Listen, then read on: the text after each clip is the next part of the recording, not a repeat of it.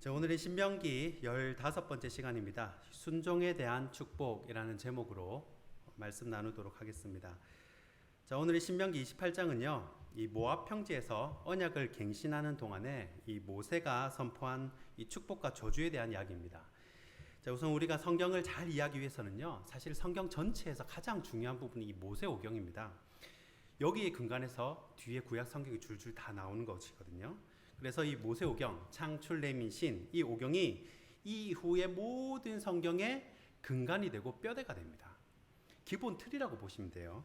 자, 그런데 이 모세오경에도 각 권마다 주제가 있고요. 또 말하는 바가 있지만 이 성경을 압축하면 뭐가 나오냐면 이 신명기 28장이 나옵니다. 그러니까 이 신명기 28장 말씀이 엄청나게 중요하다는 거예요. 이 신명기 28장을 잘 소화하면요, 이 모세오경 전체를 이해하는데 굉장한 도움이 됩니다. 자, 신명기 28장이 읽어보시면 1절부터 14절까지 말씀이요, 이 말씀과 순종, 그러니까 내가 명령하면 말씀을 하고 또 이 명령을 순종하면 무엇을 주시겠다는 겁니까? 복과 번영과 이 생명을 주겠다라고 약속을 하시는 겁니다. 그리고 5절부터 68절까지 말씀이 하나님께서 먼저 명령을 해요. 말씀을 주십니다. 그리고 그 말씀에 대해서 불순종하게 되면 어떻게 된다는 거예요? 저주와 멸망과 사망이 있게 될 것이다 라고 선포하는 장이 바로 오늘 말씀입니다. 자, 복에 대한 것보다 저주에 대한 것이 한 3.7배, 약 한 4배 정도가 더 많습니다. 이 사람은 원래 이 불순종할 확률이 더 많다는 것이죠. 자, 하나님은 어떤 분이냐면 약속하시는 분이시고 또 그것을 성취하시는 분이십니다. 자, 약속을 누구와 했냐면 아브라함과 했습니다. 이 창세기 15장에서 이 횃불 언약이라 그러죠. 이 무엇을 준다고 했냐면 자손과 땅과 재물을 준다고 했습니다. 자, 이걸 성취한 사람이 누구냐? 바로 여호수아입니다. 이게 바로 이 약속과 성취입니다. 그런데 이 사이에 뭐가 있냐면 중간 시대가 있다는 거예요. 모든 신앙에 마찬가지입니다. 중간 시대가 있다는 거예요. 이 중간 시대를 뭐라고 하냐면 이 광야라 얘기하기도 하고 고난이라고 표현하기도 하고 훈련이라고 표현을 하기도 합니다. 자, 예를 들어서 하나님께서 요셉에게 꿈을 보여주시고 비전을 보여주십니다. 해와 달과 별이 요셉에게 절을 하고 수많은 민족들을 살리는 지도자가 되는 꿈을 주셨어요. 그런데 이 꿈을 꿨다고 해서 이게 하루아침에 바로 이루어지는 것이 아니라는 거예요. 그 요셉이 꿈을 꾸고 나서 그 꿈이 성취될 때까지 이 중간 시대가 있다는 것입니다. 자, 이 중간 시대가 뭐냐? 바로 이 훈련의 기간입니다. 훈련의 기간. 자, 이 틀을 이해하시고 제가 이 여호수아의 예를 한번 들어보겠습니다. 처음에 모세가 모압 평지에서 죽고 여호수아가 그 다음에 이제 리더가 됩니다.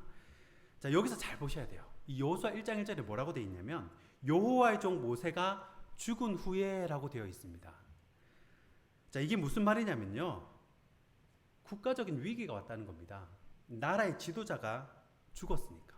왜냐하면 이 모세가 누구냐면 이스라엘 역사상 가장 위대한 하나님의 종이었거든요. 근데 그 종이 죽었다는 거예요. 그러니까 이 위기가 온 겁니다. 나라, 이 민족이 어떻게 될지. 그런데 위기는 곧 무엇입니까? 기회라고 그러죠. 그렇게 위대한 지도자가 죽었으니까 이스라엘 백성들이 이제 난리가 난 겁니다. 그런데 그 지도권이 누구에게 넘어가게 되냐면 바로 이 여호수아에게 넘어가게 됩니다. 그런데 하나님이 여호수아에게 이 율법책을 떠나지 말라는 이 말씀을 계속해서 강조를 하십니다. 말씀과 순종을 계속 강조를 해요. 그리고 하나님은 무슨 약속을 하시냐? 함께 한다는 겁니다. 임마누엘이라는 거예요. 그러니까 두려워하지 말라라고 합니다. 왜요? 함께 하니까 두려워하지 말라. 자, 우리는 이스라엘 백성들이 하나님 말씀에 순종하는 것을 하나님 명령이니까 당연히 순종하겠지라고 하지만 이 당시 사람들 입장에서는 여러분 누가 말을 하는 거예요? 여호수아가 말을 하고 여호수아가 명령을 하는 것입니다.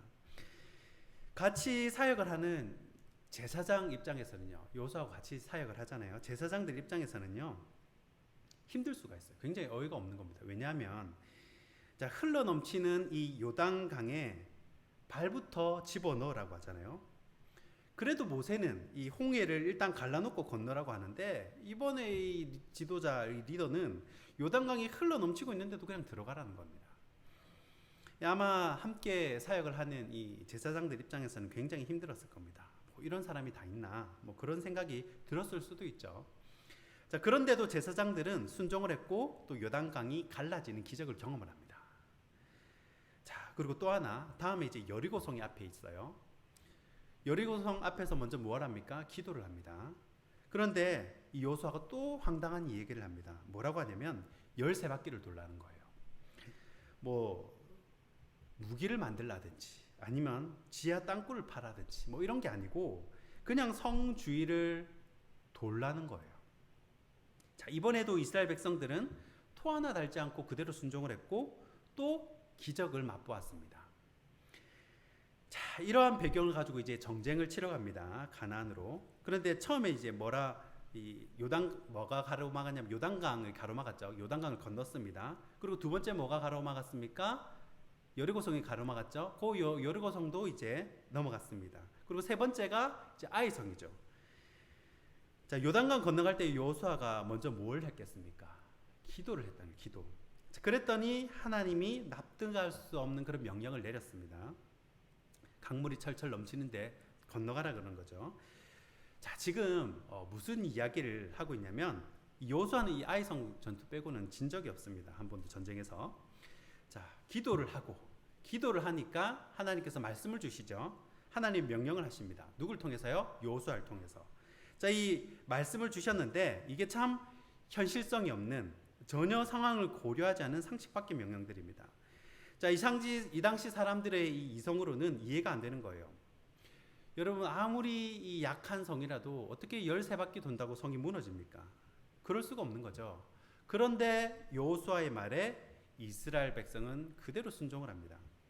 그리고 기적을 체험했다는 거예요. 자, 이스라엘 백성들이 이 여호수아의 명령에 어떻게 이렇게 순종을 할 수가 있었을까? 이 평생의 모세의 이 불평권이었는데, 왜냐하면 이 40년 동안에 철저하게 훈련을 받았다는 거예요. 하나님께 40년 동안 광야에서 훈련을 받았기 때문에 이 순종을 할 수 있었다는 것입니다. 자, 이 사람들의 가장 이 뼈아픈 상처가 뭐냐면 바로 가데스 바네아입니다. 12 정탐꾼 이야기. 하나님이 쳐들어가라 그랬는데 그럼 이제 바로 쳐들어가면 되는데 불순종합니다. 그래서 그 후에 이 38년 광야에서 이 뺑뺑이를 돈 겁니다. 이걸 철저히 알고 있었던 거예요. 뼈저리게 경험했다는 겁니다.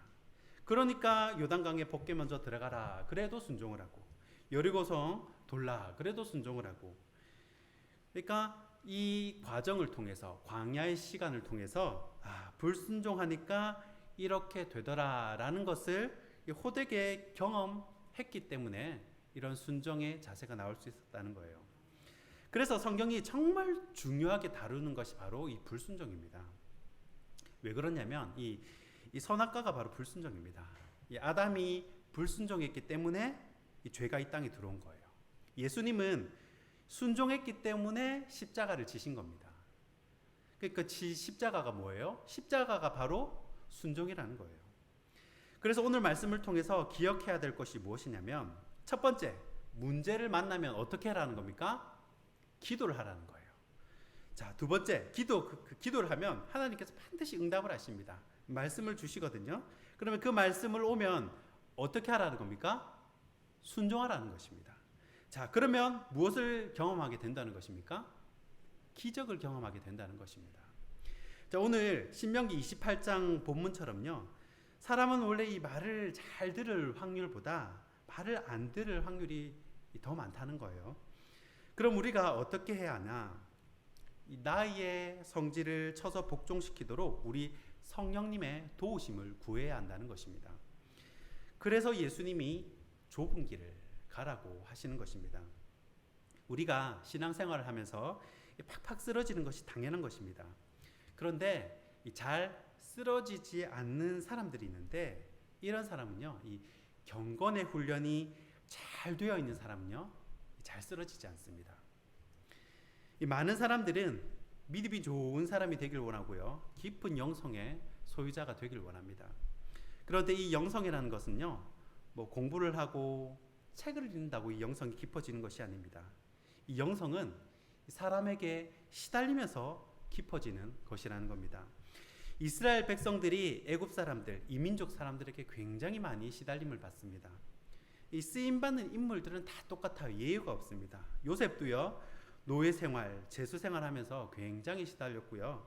다윗 역시 형들에게 시달리고 이 사울 왕에게 시달리고요. 다니엘도 그 수많은 정치적 그 정적들에게 시달리게 됩니다. 그러니까 혹시 요즘 내가 너무 시달리고 있다. 그러면 100%입니다. 하나님이 나를 깎고 있다는 거예요. 이 광야에 있구나라고 생각을 하시면 됩니다. 그리고 이 광야를 빨리 벗어나는 방법이 바로 이 순종이라는 거예요. 자, 그래서 이 공식을 꼭 기억하시길 바랍니다. 문제가 오면 뭘 하라고요? 기도를 하라. 자, 기도를 하면 하나님께서 반드시 응답을 하십니다. 그럼 하나님 말씀하시면 그 말씀의 그 명령에 어떻게 하라고요? 순종을 하랍니다. 그 순종을 하면 우리가 무엇을 경험할 수 있습니까? 기적을 경험할 수 있다는 거예요. 자, 영어 속담에 승자가 모든 것을 차지한다라는 말이 있습니다. 이 세계는요, 승자가 다 차지하는 거예요. 한 달란트 뺏어서 10달란트 가진 사람에게 준다는 것입니다. 자, 그럼 이제 순종의 삶을 살아야겠다, 이렇게 마음이 딱 오지 않습니까? 그런데 이 순종한다는 것이 결심한다고 그냥 되는 것이 아닙니다. 이 고대 그리스 철학자 이 소크라테스가 남긴 유명한 말이 있습니다. 너 자신을 알라라는 말이 있죠. 내가 하나님 앞에 온전한 순종을 하기 위해서는 내 자신이 얼마나 보잘것없는 사람인가를 알아야 합니다. 먼저 내 자신을 알아야 한다는 것이에요. 이 나눠드린 이 유인물을 보시면요, 제가 사각형을 만들어 놨습니다. 1사분면, 2사분면, 3사분면, 4사분면 이렇게 있죠. 먼저 이 1사분면에는요, 나도 알고 다른 사람도 아는 나가 있어요. 나도 알고 다른 사람도 아는 그런 나가 있습니다. 그리고 2사분면에는 나는 아는데 다른 사람은 모르는 나가 있어요. 그런 게 있을 수 있죠. 나는 내 자신을 아는데 다른 사람은 나에 대해서 이런 모르는 부분이 있단 말이에요. 또 3, 4분면에 보면 나는 모르지만 다른 사람이 아는 나가 있습니다. 나는 전혀 그렇게 생각 안 했는데 또 다른 사람은 그렇게 보고 있다는 거예요. 그리고 4, 4분면에 보면 나도 모르고 다른 사람도 모르지만 하나님만 아는 나가 있어요. 이 베드로를 볼 때 너는 장차 게바가 되리라. 아무도 몰랐습니다. 베드로는 성질이 불같고 금방 등을 돌리고 이 변덕이 죽을 듯 하는 사람인데 주위 사람들은 다 그렇게 생각하고 있었는데 예수님은 그렇게 안 보신 거예요. 베드로도 모르고 다른 사람도 모르지만 하나님만 아는 내가 있다는 겁니다. 나는 내가 좀 착하다 생각하고 교만하지 않다고 생각했는데 실상은 우리의 내면은 어떻다는 거예요. 이 오른쪽에 나와 있는 새까만 그림처럼 우리 내면은 이렇게 새까맣다는 거예요. 그런데 이런 나의 까만 마음에 누가 오셨냐면 바로 예수 그리스도께서 오셨다는 것입니다. 이 예레미야 17장 9절 말씀에 만물보다 거짓되고 심히 부패한 것이 무엇이라고 합니까? 마음이라고 그래요. 그 마음 가운데 예수 그리스도께서 오셨다는 것입니다. 그런데 우리가요, 사실은 이 하루아침에 예수 믿고 은혜 받았다고 해서 하루아침에 그것이 예수님 닮은 그런 성품이 될 수는 없어요. 이 예수님 닮은 그리스도의 장성한 분량까지 사실은 자라가는 기간이 필요하거든요. 이것을 이 구원론에서는 성화라고 합니다. 이 구원의 단계가 있거든요. 성화라고 그래요. 거룩할 성에 이를 화. 그래서 이 거룩을 단번에는 이룰 수가 없다는 것입니다. 자, 그럼 내 안에 이 더러운 독이 가득한데 이걸 어떻게 없애냐 하면 하나님이 나를 사용하실 때 깨끗한 이 그릇으로 쓰시길 원하시는데 내 안에 아직 더러운 것들이 많다는 겁니다. 내 안에 독이 많다는 거예요. 악독한 것들이 많다는 것입니다. 그러면 하나님께서 내 안에 이 더러운 독을 있는 채로 쓰시는 것이 아니라 다 제거하고 쓰십니다. 내 마음의 더러운 독을 다 제거하고 쓰세요. 그런데 이 독을 제거할 때 어떤 방법을 쓰냐면요.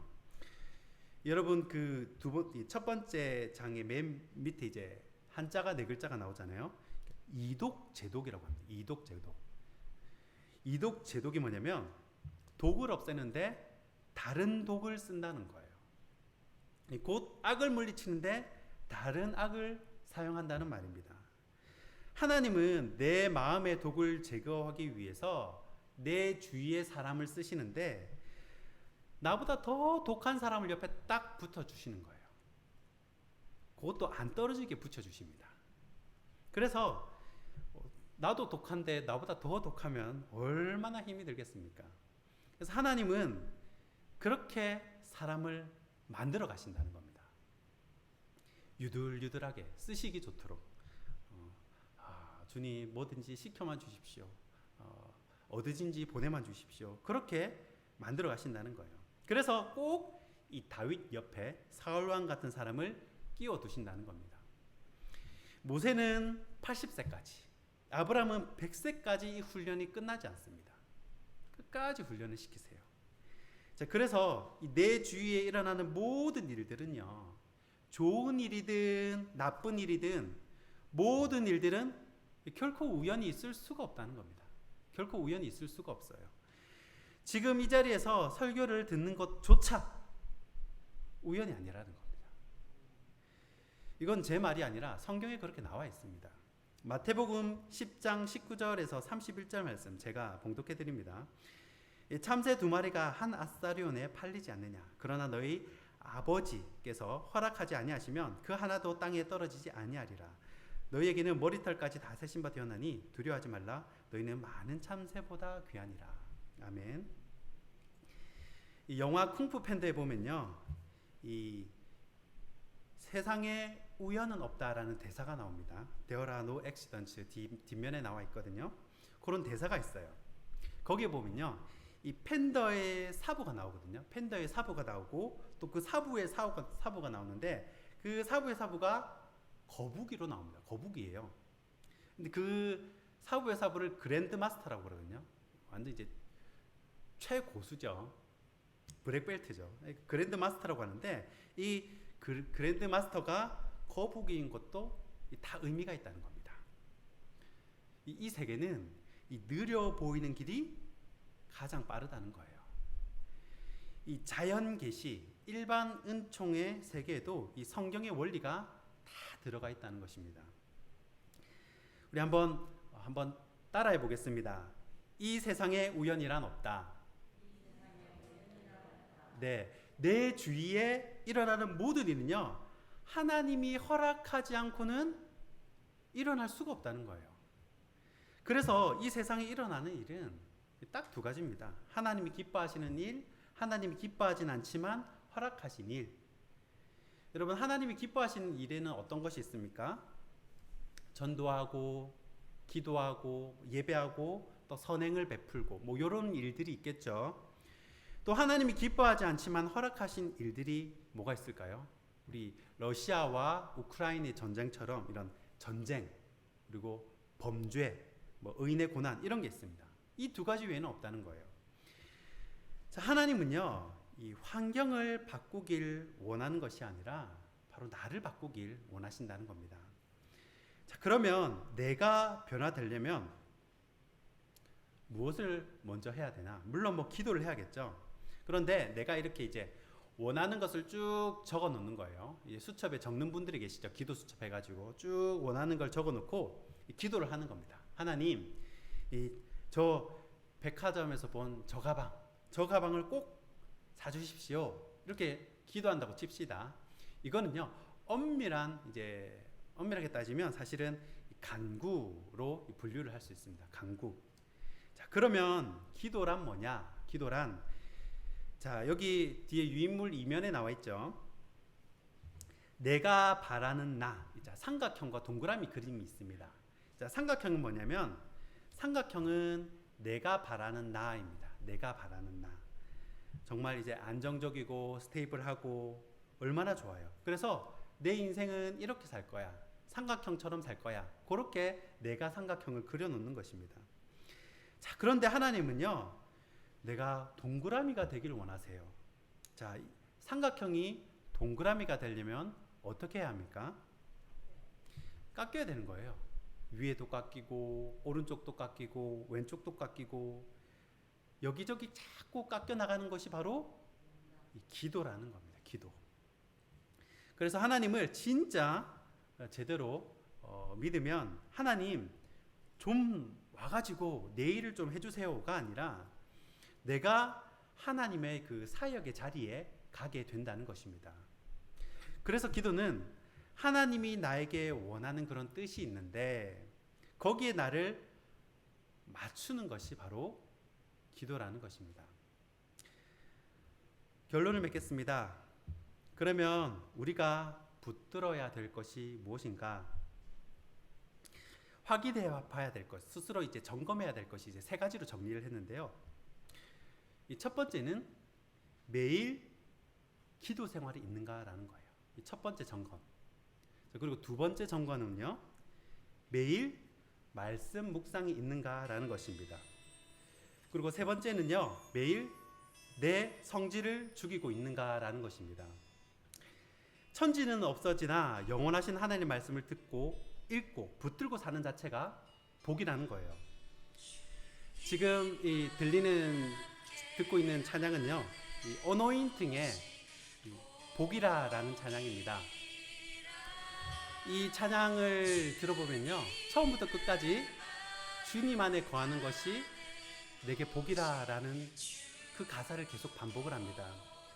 이 찬양의 핵심은요, 다른 것이 복이 아니라 주님과 함께하는 것이 진정한 참된 복이라는 뜻입니다.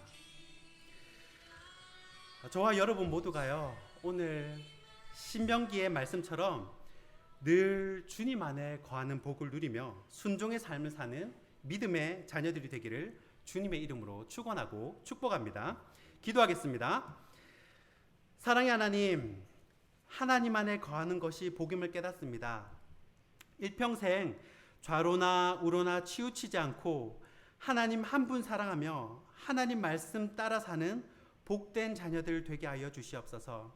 특별히 이 자리에 나온 우리 성도분 한 분 한 분을 주님께서 기억하셔서 주님께서 얼마나 사랑하시는지, 얼마나 아끼시는지 그 사랑의 주님을 경험하며 날마다 누리며 사는 복된 인생이 되게 하여 주시옵소서. 특별히 우리 부산 신성교회를 기억하여 주셔서 이 마지막 때에 주님께서 사용하시는 구원의 방주로 사용하여 주시고, 특별히 담임 목사님과 모든 중직들, 우리 교회에 섬기는 모든 성도들이 주님 안에 거하는 참된 복을 누리는 그 은혜가 있게 하여 주시옵소서. 하나님께서 한 가정 한 가정 그 형편을 살피시고 그 자녀들의 형편을 살피시며 또한 그 가정 가운데 걱정, 근심, 우환이 다 사라지는 은혜가 있게 하여 주시옵소서. 주님께서 환우들을 기억하여 주셔서 속히 나 함께 예배드릴 수 있는 은혜도 허락하여 주시며, 하나님 우리 부산 신성교회가 하나님께서 기뻐하시는 교회, 날마다 간증이 더하며 기쁨이 더하며 찬송 소리가 더하는 복된 교회가 될 수 있도록 주님 복의 복을 더하여 주시옵소서. 이제는 우리 주 예수 그리스도의 은혜와 하나님 아버지의 사랑과 성령의 교통하신 은혜가 주님 안에 살아가기를 원하는 이 자리 모든 성도들 머리 위에 이제로부터 영원히 항상 함께 있을지어다. 아멘.